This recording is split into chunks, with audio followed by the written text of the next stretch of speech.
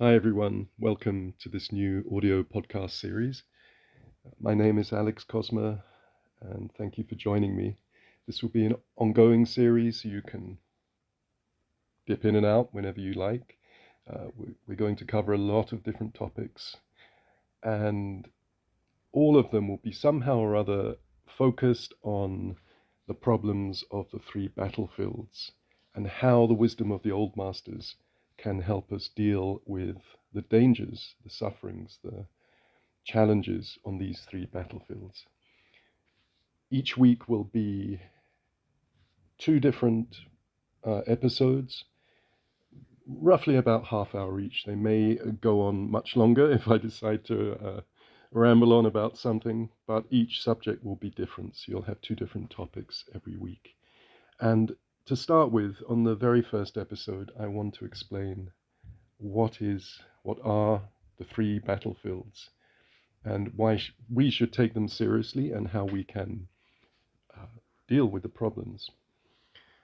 So the premise is really simple. It's that we live in a very dangerous world. And if we want to survive these dangers, these attacks on the three different levels or battlefields, then we have to approach the danger with a mindset like a general, a military general. Somehow we have to develop an equally serious and wise mindset, just like a general leading his troops into a war. So think about a military general facing a war. You know, they're going to employ the best possible tactics, strategies, methods, every possible resource to prevail over the enemy. So in the same way, if we want to prevail over the dangers of life, then we need to study and apply the strategies, tactics, methods which were developed by countless generations of practitioners of Buddhist cultivation, Xingyi Quan, Bagua Quan, the traditional martial arts, and also the practitioners of traditional medicine and longevity practices. Now, all of you know, because you're practitioners of one or other of these kind of cultivation methods, you're probably either martial arts practitioners, cultivators of some kind, meditative practitioners, or practitioners of traditional medicine. That often these three categories, these three types of practice are found being taught by the same teacher or within the same school, whether that's martial arts such as Xingyi Quan, Bagua Quan, which have very comprehensive methods for dealing with physical violence, but also for keeping healthy into old age, and also as gateways into meditative cultivation. Many traditional martial arts, not just in China, but in Japan, you can see the old koryu, the sword arts, the weapon systems, had very detailed medical systems. And of course, the spiritual work was at the heart of their practice because it was based upon methods that were being used in real battle up until a couple of hundred years ago. Men would go out with weapons onto a battlefield and face death. It was a life or death situation. So the first battlefield is the battlefield of physical violence. This is something that martial artists are familiar with and that we think about a lot. How do we deal with a person or people trying to do us mortal harm, trying to kill us? How do we survive this, and how do we protect the people we are with? Can we protect them, protect ourselves, and all of the different challenges and problems of physical violence? So that's the first big challenge. The second battlefield is that we are going to grow old. The aging process is going to affect every single one of us if we live long enough. And also, we are probably very likely at some point to get sick to different degrees. We may be just catch a cold, mildly sick, we may get extremely sick, we may have genetic illness that haunts us for our whole life, but almost all human beings cannot ignore the fact that we are going to get sick at some point, or injured. So this is the second battlefield, is how do we deal with sickness, injury, and maintain our health so that as we get older, we actually get more and more healthy and vibrant and full of, and keep our energy, keep full of energy, keep uh, our whole body in a youthful state. It's a challenge. So it's what I call the second battlefield is the battlefield of longevity. And then the third battlefield is the one that nobody can deny. Any reasonable person will accept that death is coming. It could come today. I could walk out of my front door today and death may come upon me.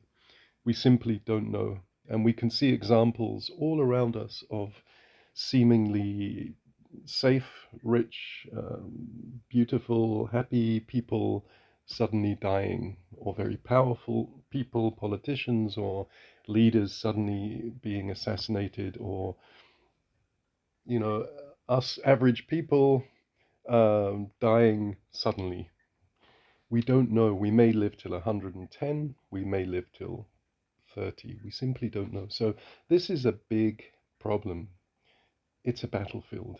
And how on earth can we deal with this problem? Okay, physical violence, longevity seem somewhat, we can deal with them. They don't seem insurmountable problems.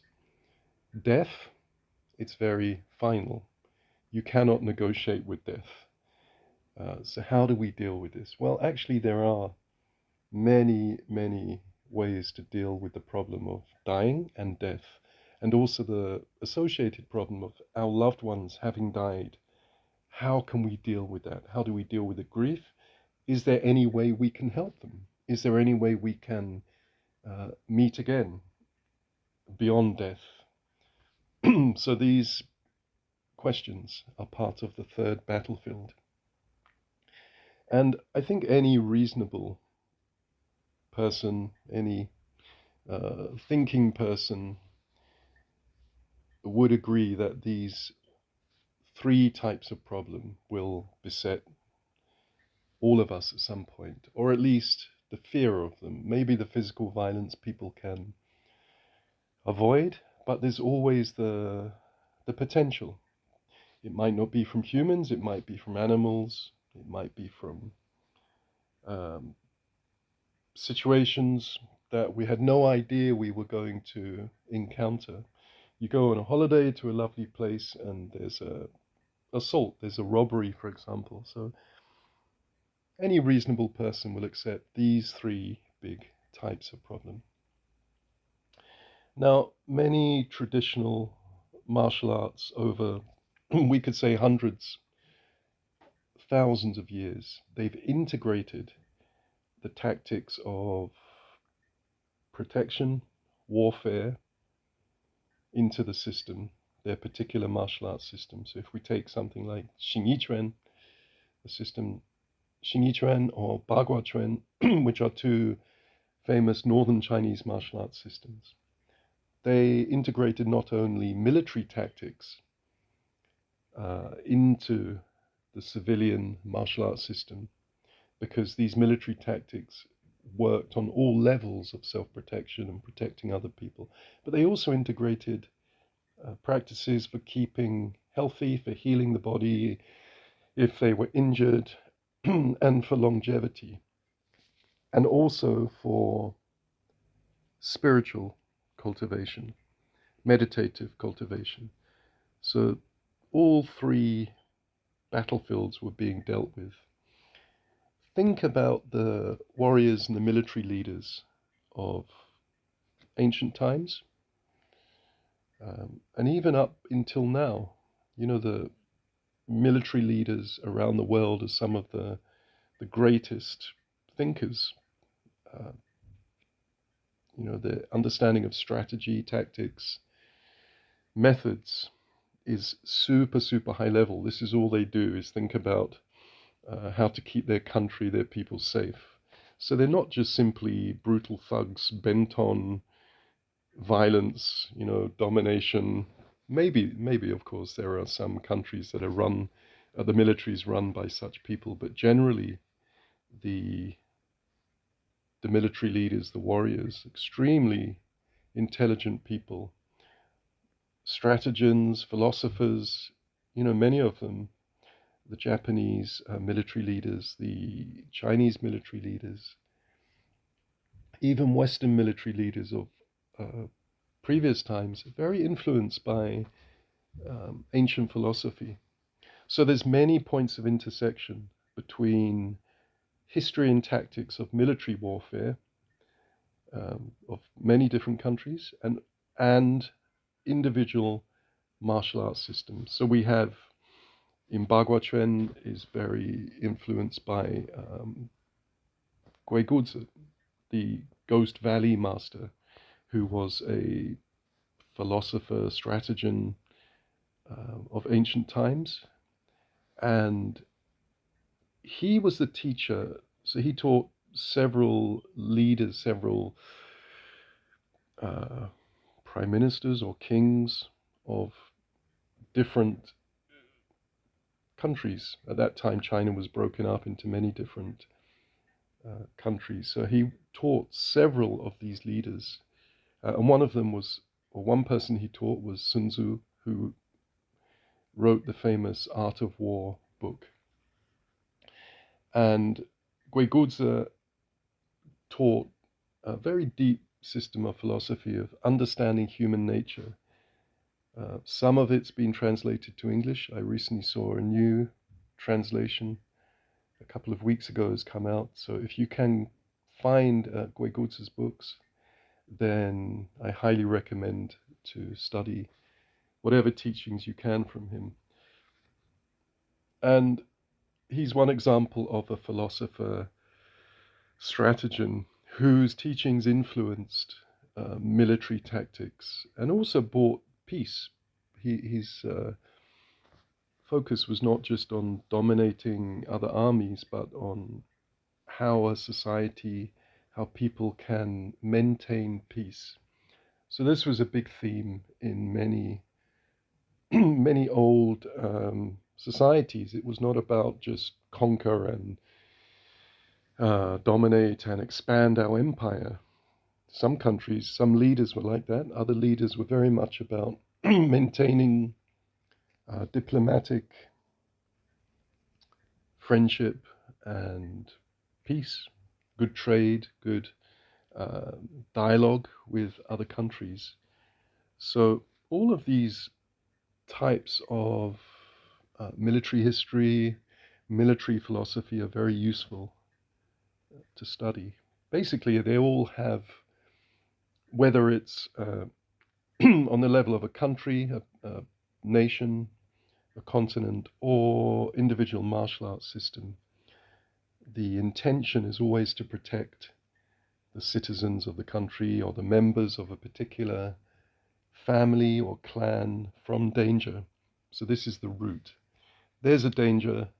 How do we keep people safe from danger? And think about it, the instinct to avoid danger, to keep the family, your own family alive, yourself alive, of course. It's the most deeply rooted tendency in any life form, not just humans, but even, tiny members of the animal kingdom will seek safety from danger and try to protect their family. And of course, human beings are exactly like this. So martial arts, traditional martial arts such as Xingyiquan, Baguaquan, they've absorbed into their curriculum the cutting edge methods from particular eras, particular time periods, cutting-edge methods of bare-hand weapon combat, traditional medical knowledge, because as warriors they knew that injury was possible or likely, and also Taoist and Buddhist practices for spiritual cultivation, for facing death. So what I'm going to present in this podcast every week are strategies and methods based on, well, I've been practicing about 44 years, during which time I've researched with many different teachers, studied, everything that I could study. So what I'm presenting here is a result of these years of study and practice, learning. And I've been quite fortunate. I've been able to live with really excellent teachers, great masters, either live with them as part of their family or study with them as a closed-door disciple or student. And I'm still practicing, testing, studying these methods every day. And every day I'm still facing the dangers of the three battlefields. And actually, the older I get, the more acutely aware I become of the dangers. I think because I can see more. Generally, when we practice martial arts, I'm sure all of you guys who study different martial arts systems, the one thing that we all have in common, no matter what martial art it is that the longer you practice, the deeper you practice, the more you can see. The more you can see about yourself, the more you can see about the system, the methods of the system, and the more you can see about when you're in combat, when you're fighting or doing fighting drills, you can just see so much more. So it works on many levels. You start to, when we're younger, for example, we do not see the problems of longevity and ill health. If you're in your teens, your 20s, life is can be, depends on your situation, very wonderful. You're growing, you're learning, you're falling in love, you're young and free and breaking out of the nest. And for youngsters to even think about any kind of chronic illness or death, unless they have some serious problem, their life is all about growth, living, freedom, life. So that's just an example. Is youngsters do not dwell on these problems. As we get older, as we get to approach middle age, or we start to see people around us dying or get sick, or we get sick, or we have a near-death experience, then suddenly we see, so you cannot force somebody to see what is not relevant to them. They can see it. It's like every day we walk past things in the city or the countryside, and we see them, but we do not see them. They do not register. They're not relevant. The homeless guy laying in, sleeping at 11 o'clock in the morning on the street. We walk by him often because we're not in his world. He's not in our world, but he's there. And it's exactly the same for death, for ill health, and for the potential for physical violence. They are always there, somewhere in the background, the potential for them. So, as I said before, any reasonable man will accept that we have to face these dangers. And youngsters don't really think about death or ill health. So if you go to a Buddhist monastery, for example, and do a retreat, a meditation retreat, Usually you will find people there, the majority of people will be from 30 years, more in their 40s, and then older people. Not so common to find children or teenagers who have gone there of their own volition. Of course, there are meditation retreats with children and teenagers, but they are organized by their parents or by the monk of the temple in the village or like that. But for somebody of that age to, by their own volition, to see the danger, the dangers facing them in life, and to choose, okay, I'm going to study this cultivation method because I want to be able to deal with the danger. Of course not. It's mostly people with life experience who have suffered and they don't want to suffer anymore. So as we get older, we suffer more. We see more and more people around us get sick and dying. We lose loved ones. We lose our parents. When we lose our parents, it's a big shock. When we lose our siblings, or worst case, when parents lose their children, or you lose your very close friends, then it hits home. Oh, death. Okay, then death. You can really see death. Or if you have an accident and you somehow survive, but you faced, a near-death experience. So we can only see what is relevant. It's the same with violence, is that people who, for example, are very protected, maybe they have bodyguards, they live in a very sheltered environment, in a very safe country,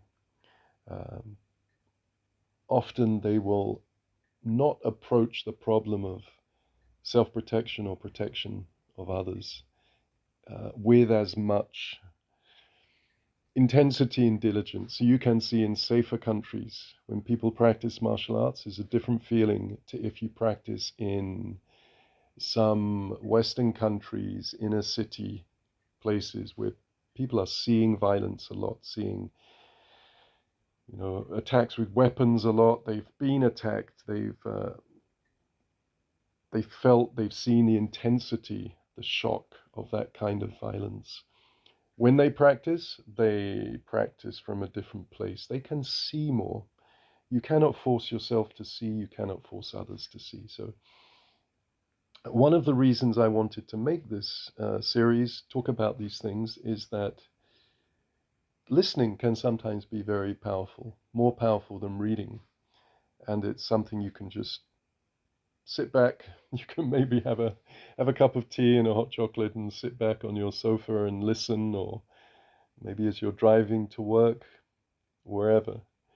But it's very easy, but listening goes in very deep. So if there's one thing in the beginning that I can put across, is to take each of these three battlefields equally seriously. Many martial artists, modern time martial artists, of course, many of us, we are not going out onto a physical battlefield every day where we may have to face life or death battle, but we don't know, it may happen. But certain jobs, such as if you're a soldier, some kind of police, uh, doormen, bouncers, security people, these people will understand more that they take the problems of the first battlefield very seriously because their life depends upon it.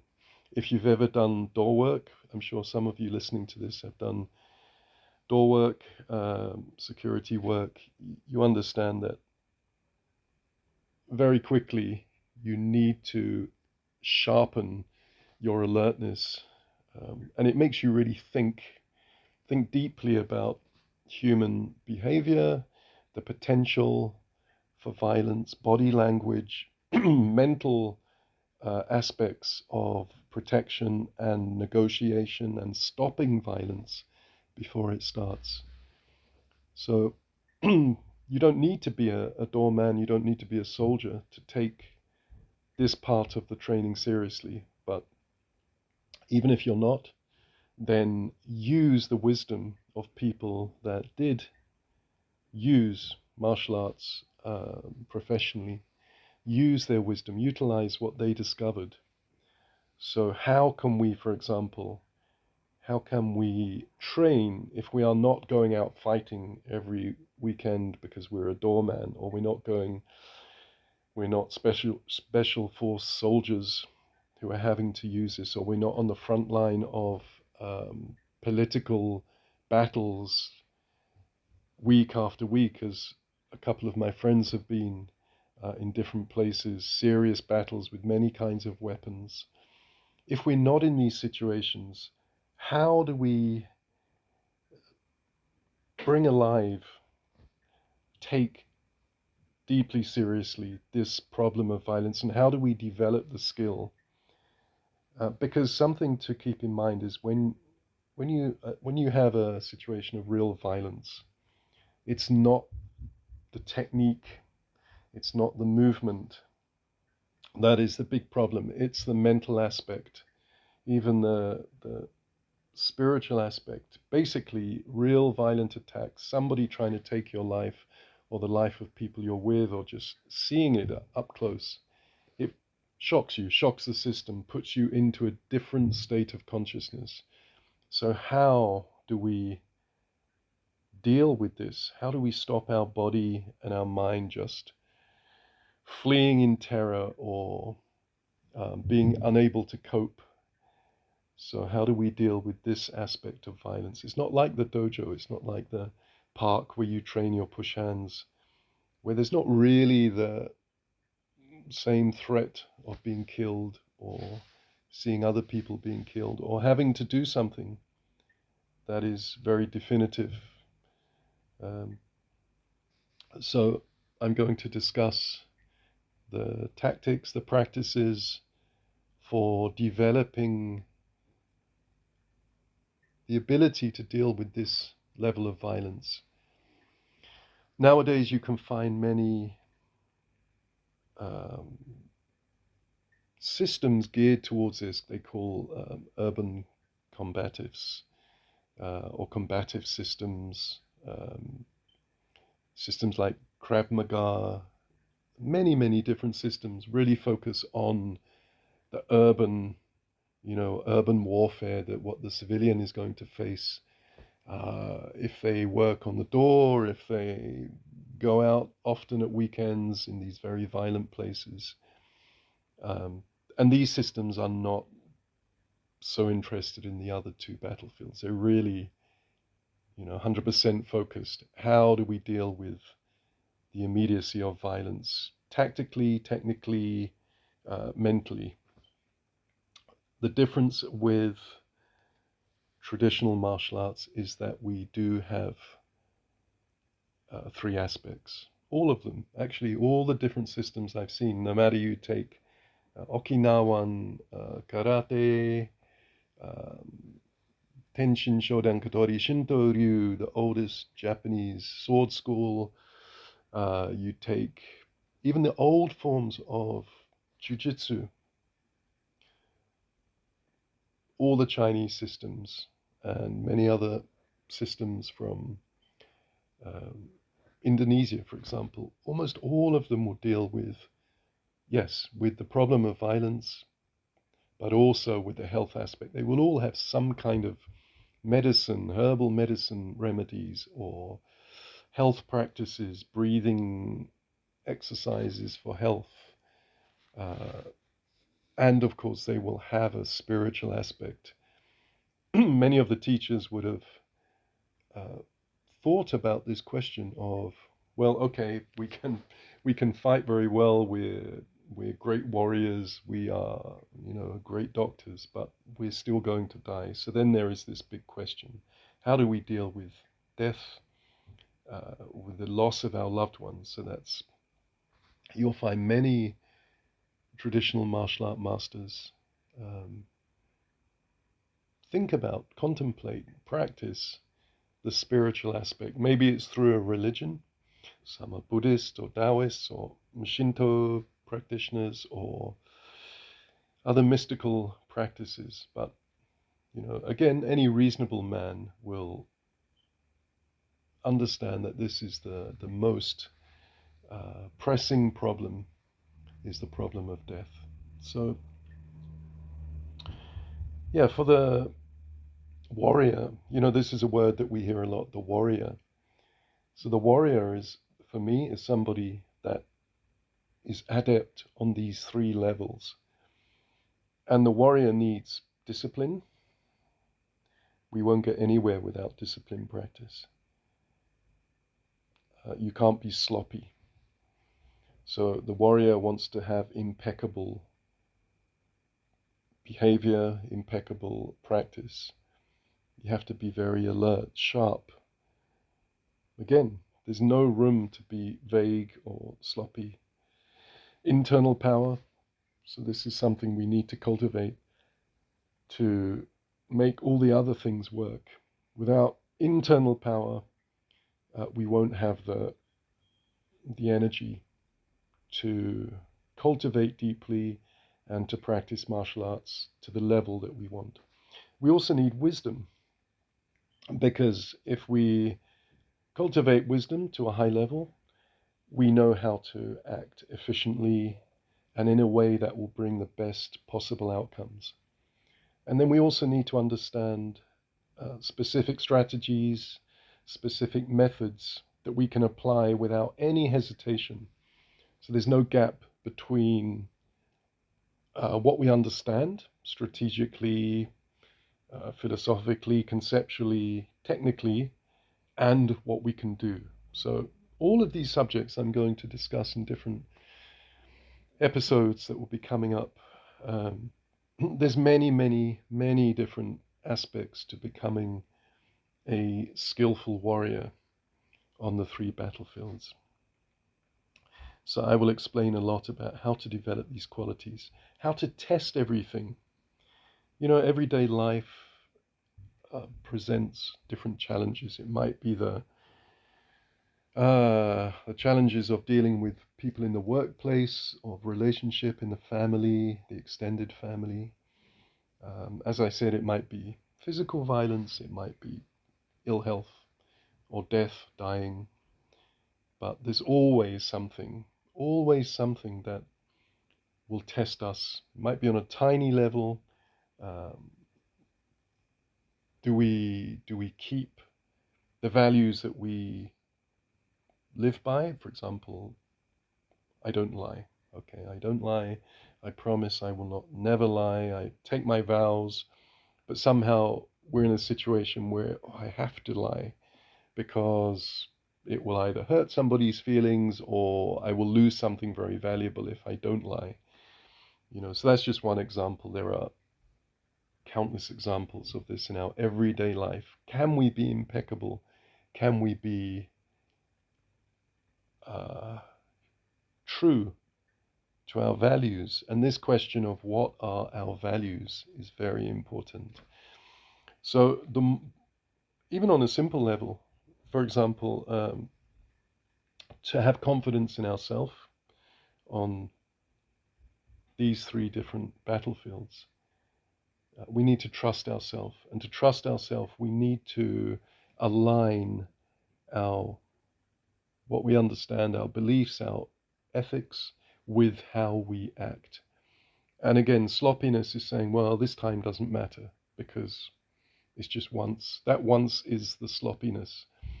And if we want to be impeccable and sharp and disciplined, then more and more we need to avoid that one moment of sloppiness. Now, a lot of my own spiritual practice over the years has been based on a Buddhist cultivation. 3 of my martial art teachers were lifelong Buddhist cultivators of either esoteric Buddhism, what we call Mizong, or Chan, Zen. And studying with them, living with them, had a very strong imprint, left a very strong imprint influence on my direction, on my practice. So a lot of the solutions that I offer, through the episodes that are coming up, the methods, the tactics, the strategies are based upon my learnings with these teachers and other teachers. And also a lot of them are coming directly from the old masters, Song Shirong, Song Shide, Sun Lutang, Zhang Xiaodong, Wang Shujin, all of these famous old masters of Xingyi Quan and Bagua Quan. They belonged to various Buddhist or Taoist sects. And there's no doubt that their meditative cultivation enhanced their martial arts skills to a super level. And if you hear their oral transmissions or read their books or listen to stories about them, it's really clear that they were equally interested in cultivation as much as the physical violence, dealing with physical violence. So that's a brief introduction to the challenges, the problems that we are going to face on the 3 battlefields. And as I said, I will explain in detail the ways we can test, the ways we can develop to deal with these problems. And along the way, it's not just going to be technical, dry technical discussions, but also a lot of stories about the old masters. And let's see what we can find that's useful, apart from being really fun to hear. These old masters had incredible stories and challenges. Often they lived in times of intense war and deprivation and so on. Let's see how they dealt with it and what we can learn, what we can take into our life from their experience. So as the saying goes, the wise man learns from the mistake of other, not mistakes, but the challenges of other people. Basically, we can learn from everybody and everything around us. Everything that we study about the past may have relevance for our modern day life, our present life. So I wish your loved ones as well to be always safe from danger, to be in good health, and to be free of the miseries of repeated birth and death. We are going to look at this cycle of samsara and discover how possibly we can become more free of this wheel that we are somehow trapped on. So I wish you and your family to be truly happy. And we are going to look in the second episode at some of the fighting strategies of Xingyi Quan as an introduction to the martial aspect of dealing with the problems of the first battlefield.